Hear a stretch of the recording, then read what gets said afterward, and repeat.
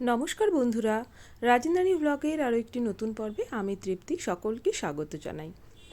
তোমরা সচরাচর আমাকে কোনো লোকাল ট্রেনে দেখো না, মানে ট্রেনে যাতায়াত আমার খুব কমই হয়। কিন্তু এই মুহূর্তে আমি ছিলাম আছি আমার বান্ধবীর বাড়িতে নৈহাটিতে। তো নৈহাটি থেকে এখন যাচ্ছি ব্যারাকপুর। ব্যারাকপুরে 15 হাত কালীতলা বলে একটা জায়গা আছে।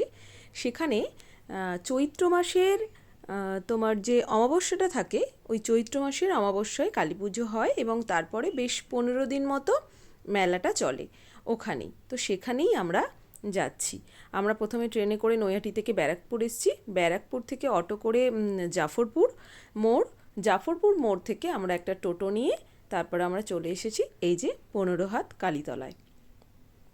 এখানে 15 হাত বলতে মানে হাত মেপে মনে হয় 15 হাত হয় আর কি। হ্যাঁ, হাত মেপেই হয়। আমি প্রথমে ভাবতাম হয়তো যে মায়ের 15টা হাত আছে, কিন্তু না, তারপরে পরে এখানে এসে জানলাম আর কি যে 15 হাত মানেই হচ্ছে হাত মেপে 15 হাত। যাই হোক, এই যে আমরা সব আমাদের পুরো ব্যাটালিয়নটা দেখিয়ে দিই। আর ট্রেনে আসার সময় আরও দু একজনকে দেখতে পেয়েছিলে তোমরা, সেগুলো আর কি সৌমির বান্ধবী, ওর সাথে দেখা হয়ে গেছিলো। আর এটা হচ্ছে আমার বান্ধবী সৌমি, ওর মেয়ে এবং আমার মেয়ে। আমাদের বরেরা সাথে নেই, আমরা এসছি 4 জনে মিলে ঘুরতে। আর মেলাটা একটু তোমাদেরকে এখন ঘুরিয়ে দেখাবো।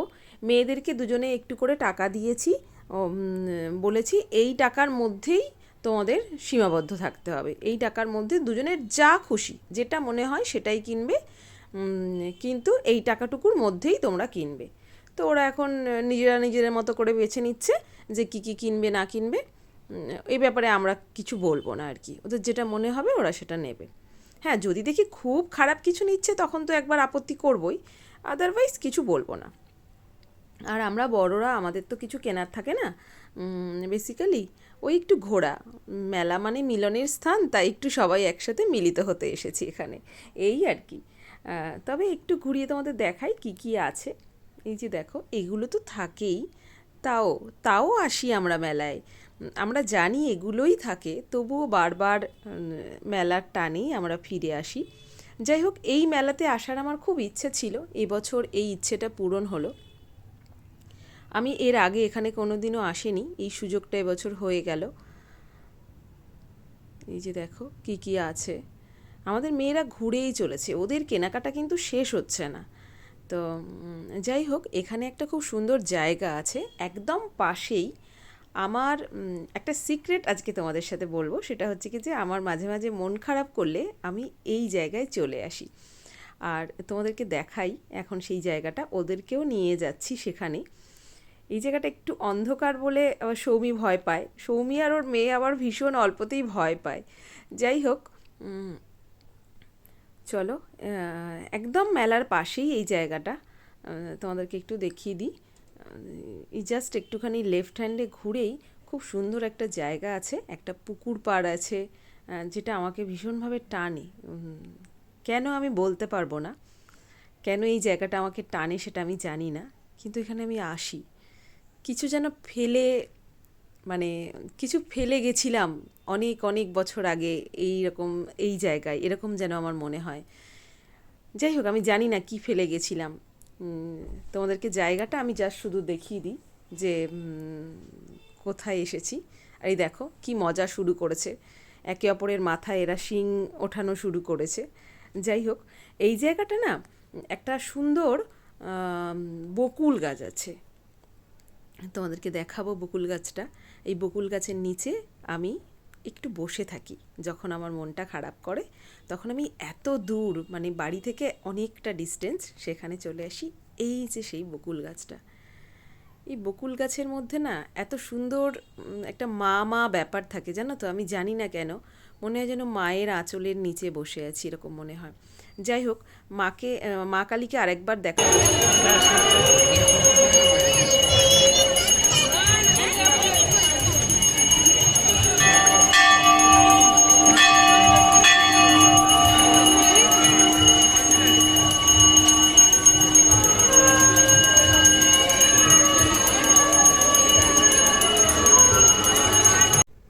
আসলে আমরা যখন এসেছিলাম তখন কিন্তু পুজো হচ্ছিল না। তো সন্ধে সন্ধেই ঢুকে পড়েছিলাম আমরা, তখন এত ভিড়ও ছিল না মেলায়। তো সেই জন্য আবার আসলাম, ওই জায়গাটা ঘুরে আবার আসলাম একটু পুজোটা দেখার জন্য। আর মেয়েরা আইসক্রিম খাচ্ছে, ওরা ফুচকাও খাবে। তো ওরা যতক্ষণ আইসক্রিম খাচ্ছে আমরা ততক্ষণ দুজনে একটু ফুচকা খেয়ে নিই, দুই বান্ধবী মিলে। এরকম সুযোগ তো খুব কম হয় ফুচকা খাওয়ার। আমি খুব বেশি ফুচকা এদিক ওদিক কোথাও খাই না।